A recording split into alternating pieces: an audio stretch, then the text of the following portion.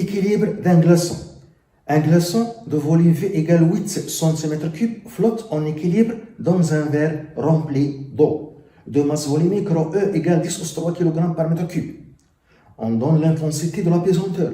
G égale 9,81 N par kg. 1. Faire le bilan des forces appliquées sur le glaçon et représenter-les sur le schéma. 2. Calculer la masse et le poids du glaçon, sachant que sa masse volumique, ρ glace, égale 800 kg par mètre cube. 3. Donner l'expression de la poussée d'Archimède et en déduire la valeur du volume immergé VI du glaçon. 4. Le glaçon fond, l'eau déborde-t-elle du verre justifié. 1. Bilan des forces appliquées.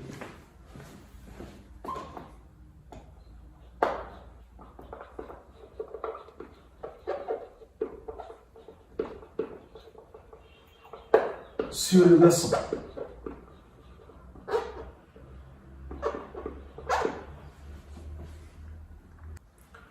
Le schéma, le verre rempli complètement d'eau.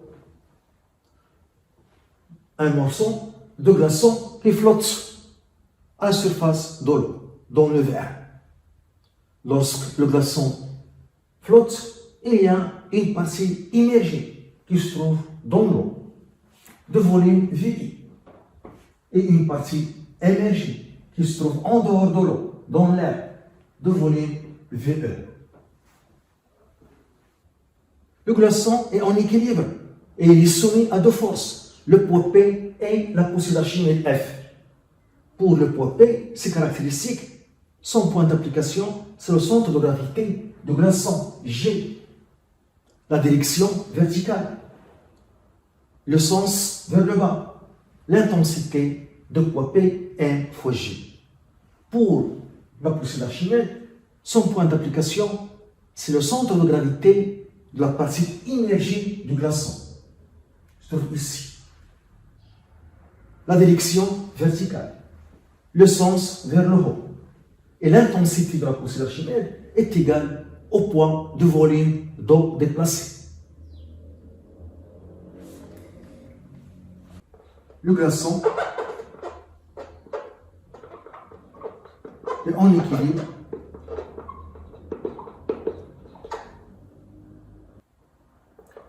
il est soumis aux forces P, le poids du glaçon, F, la poussée d'Archimède.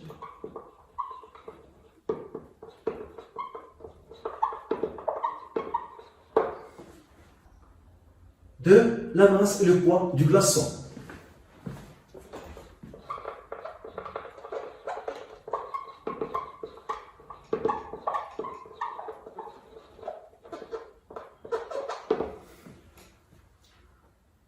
On a le volume et la masse volumique, donc on peut calculer la masse du glaçon.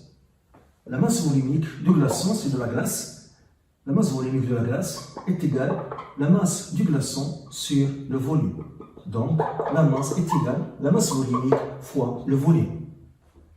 On a la masse volumique de la glace est égale à 800 kg par mètre cube et le volume V est égal à 8 cm3.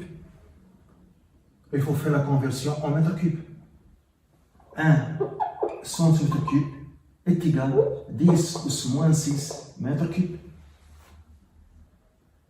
Application numérique, la masse M est égale à 800 fois 8 fois 8 fois 10 × 6. M est égal. On trouve 6,4 fois 10 × 3 kg. 10 × 3 kg, c'est le gramme. 6,4 grammes. Le poids P est égal à M fois G. Donc 6,4 fois 10 × 3 en kg, G 9,81. Est égal. On trouve 6,28 10 × 2 newton. 3. La poussière d'Archimède et le volume immergé.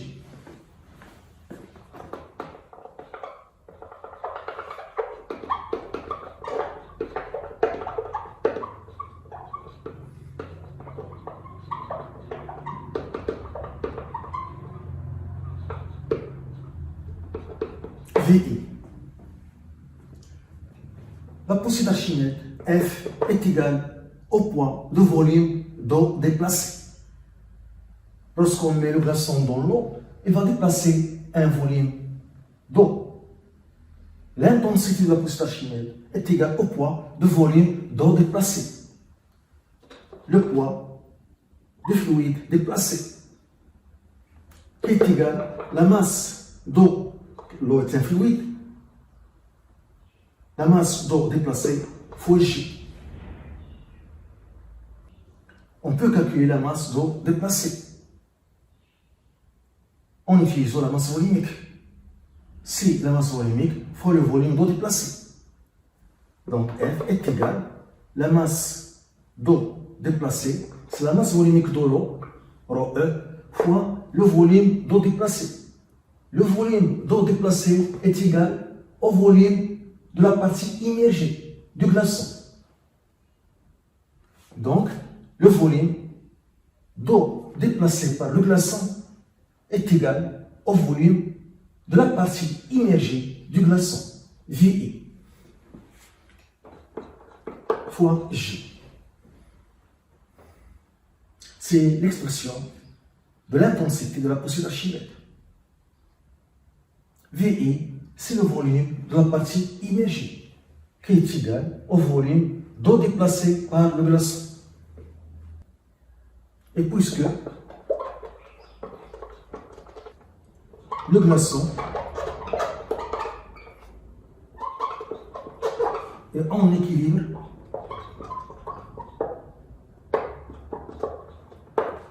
on a, puisque le glaçon est en équilibre, la somme des vecteurs des forces appliquées est égale à 0.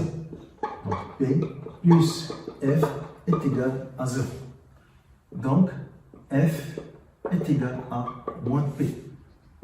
En intensité, F est égal à P.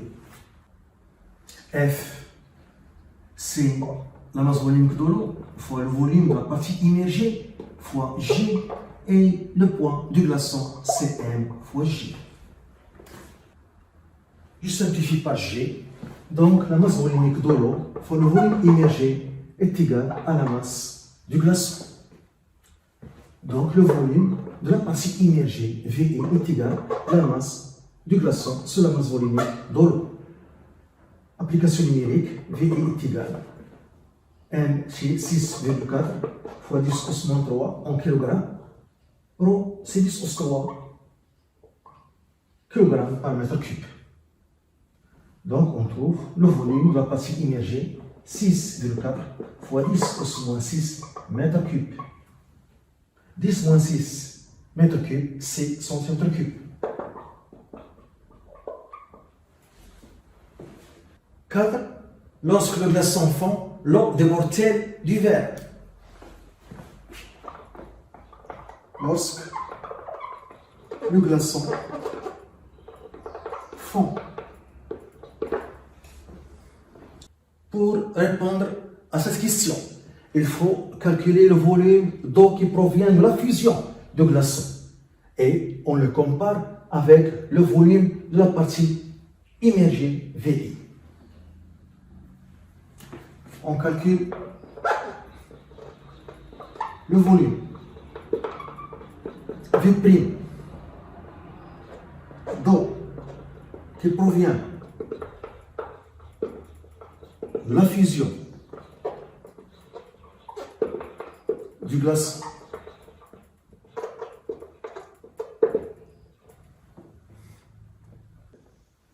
la fusion, c'est la transformation de l'état solide à l'état liquide.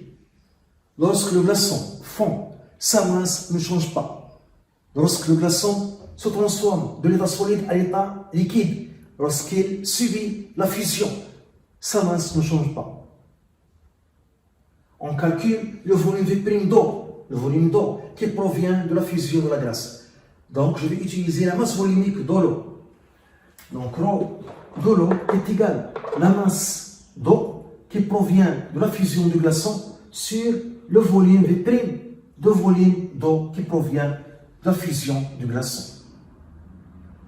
Et M, c'est la masse du glaçon, qui est le même la masse d'eau qui provient de la fusion du glaçon. Car au cours de la fusion, la masse ne change pas.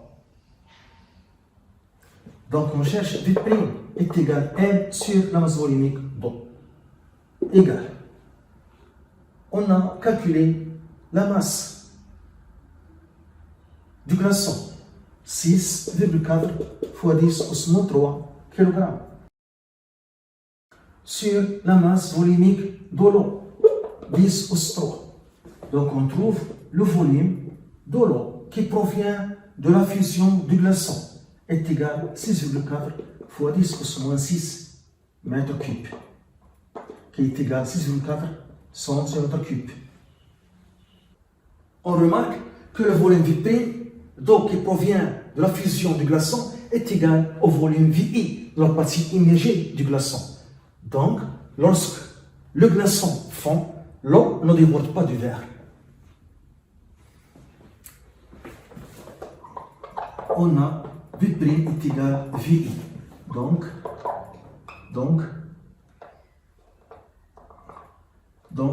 lorsque le glaçon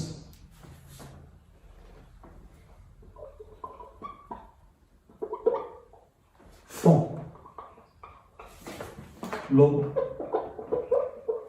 ne déborde pas